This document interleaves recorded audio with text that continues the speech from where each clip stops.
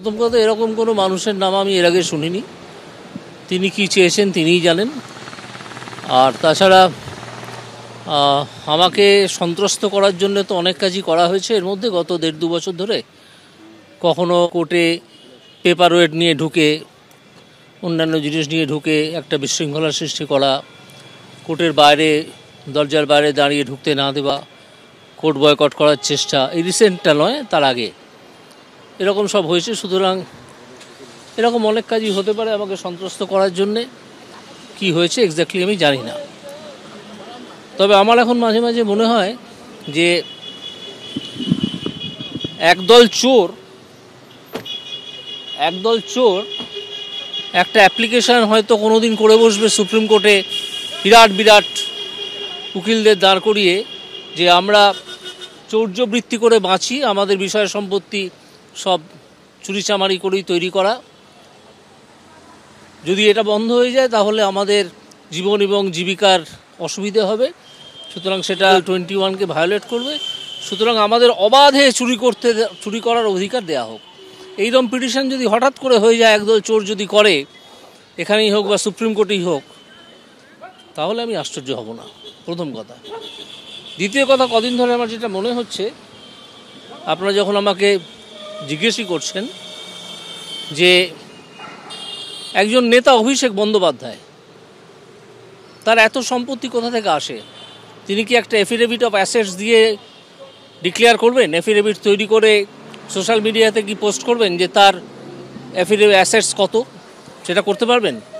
যদি তিনি করেন, আমি তাহলে অন্যান্য ইকুইভ্যালেন্ট নেতা যারা আছেন, যেমন ধরুন মীনাক্ষী মুখোপাধ্যায় বা অন্য যারা আছেন, তাদের কাছেও একই অনুরোধ রাখবো যে আপনারাও ওই এফিডেভিট অফ অ্যাসেটস করে সোশ্যাল মিডিয়ায় দিন। আমরা দেখতে চাই, সাধারণ মানুষ হিসেবে আমরা দেখতে চাই যে কার কত সম্পত্তি আছে, কে কত সম্পত্তি করেছেন, এবং কার সম্পত্তি করার কতটা সোর্স ছিল, কতটা সম্পত্তি করার।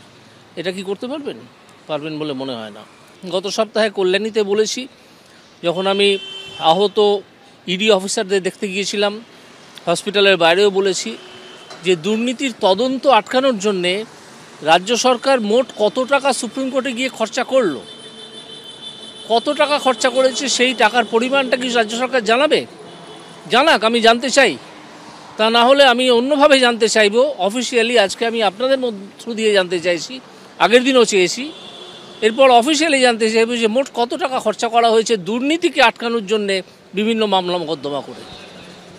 এগুলো জানাক।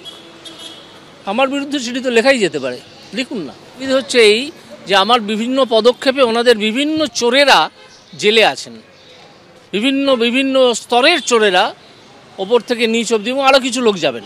আর সেটাই রাগ, এছাড়া তো আর অন্য কিছু কারণ আমি খুঁজে পাচ্ছি না। জাস্টিস অমৃতা সিনহার হাজবেন্ডের কণ্ঠস্বরের পরীক্ষা। তিনি কি আসামি? যিনি আসামি, তার কণ্ঠস্বরের পরীক্ষার কোনো চেষ্টা রাজ্য সরকার করলো না। একটা হসপিটালকে ব্যবহার করে তাকে আটকে রাখলো, তাও রাখতে পারেনি। অথচ একজন উকিল যদি তিনি ওকালতি করেই থাকেন কারো হয়ে, তার কণ্ঠস্বরের পরীক্ষা চাই কেন? এটা কী ধরনের রাজ্য চলছে, কী ধরনের অ্যাডমিনিস্ট্রেশন, আমরা বুঝতে পারছি সকলেই। দেখা যাক কতদিন চলে, কতদিন আইনের মুখোমুখি হয়ে তারা কতদিন এইসব চালাতে পারেন, আমরা দেখি। নমস্কার, আমি সুধন বোস, আপনারা দেখছেন WBN ইন্ডিয়া। জানেন যে সুপ্রিম কোর্টে মামলা হয়েছে, তৃণমূলের ছাত্র নেতা সুদীপ রাহা মামলা করেছেন কেন? অভিজিৎ গাঙ্গুলিকে হাইকোর্ট থেকে সরিয়ে দেওয়ার জন্য। তাতে খুবই অসুবিধা হচ্ছে তৃণমূলের, সেটা বোঝা যাচ্ছে। এ ব্যাপারে অভিজিৎ গাঙ্গুলি বেশ কিছু উত্তর দিয়েছেন এবং কিছু প্রশ্নও করেছেন। সেটা সরাসরি তিনি এই ব্যাপারে একটাই কথা বলেছেন, বিশেষ করে জোর দিয়েছেন অভিষেক বন্দ্যোপাধ্যায়ের কাছে তিনি আবেদন করেছেন বা তাকে বলেছেন যে তিনি তার সম্পত্তি কিভাবে বানিয়েছেন, কত টাকার সম্পত্তি, সেটা জমা দিতে বা যে কোনো জায়গায় কোর্টে বা মিডিয়ার মাধ্যমে সেটা জানাতে। যদি তিনি সেটা করেন, তবে তিনি আরও যে সমস্ত রাজনৈতিক নেতা নেত্রীরা আছে তাদের কাছেও অনুরোধ করবেন যে তাদের সম্পত্তির পরিমাণ দাখিল করতে। এটা কেন তিনি বলেছেন? তিনি আরও প্রশ্ন করছেন যে করেই হোক বিচারটাকে থামাতে হবে। তার জন্য তারা সুপ্রিম কোর্টে যাচ্ছে, ডিভিশন বেঞ্চে যাচ্ছে, নানান রকম কোর্টে মামলা করছেন।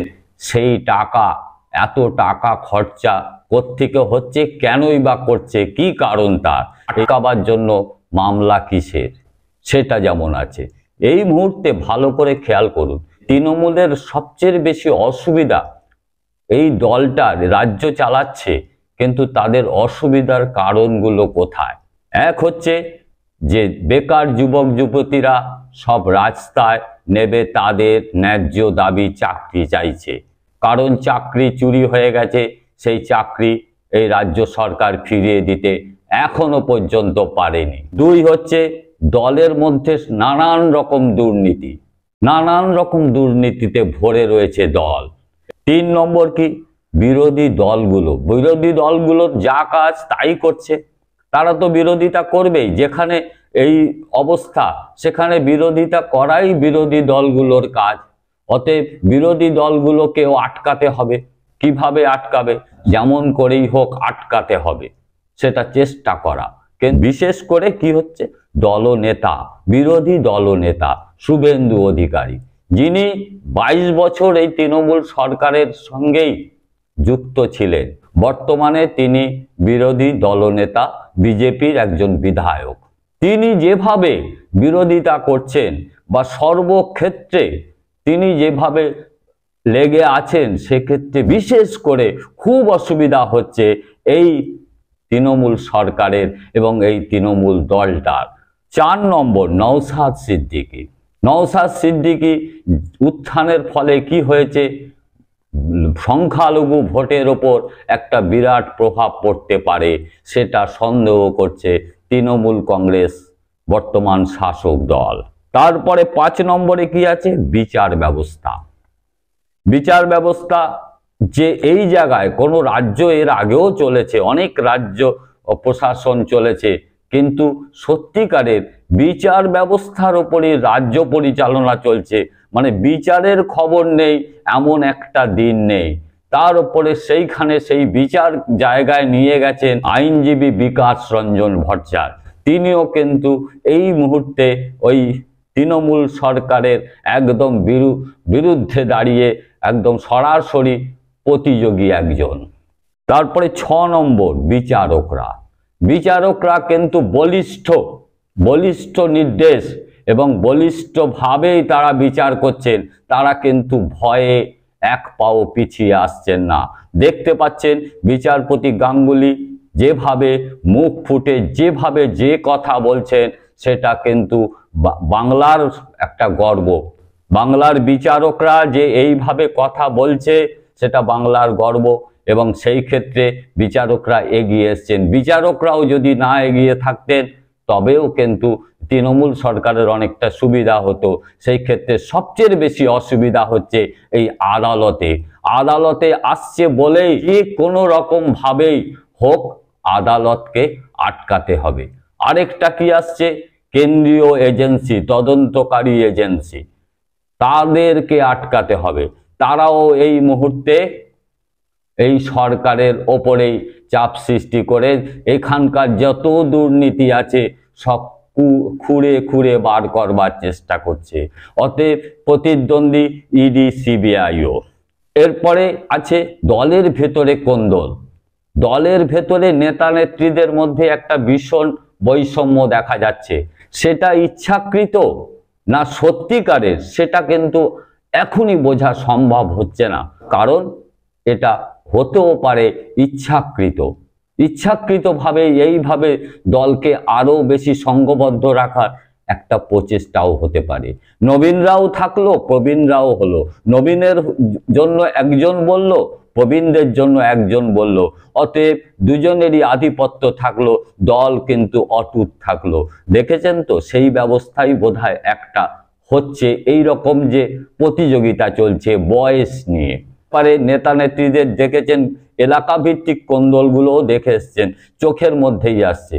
তারপরে এই মুহূর্তে মিডিয়াও এই মুহূর্তে সরকারের অনেকগুলো মিডিয়াই আছে, এই সরকারের যে চালচলন, সে যে সব মানে কাণ্ড কারখানা, দুর্নীতি সবই প্রকাশ্যে আনছে, মানুষের জনসাধারণ জানতে পারছে।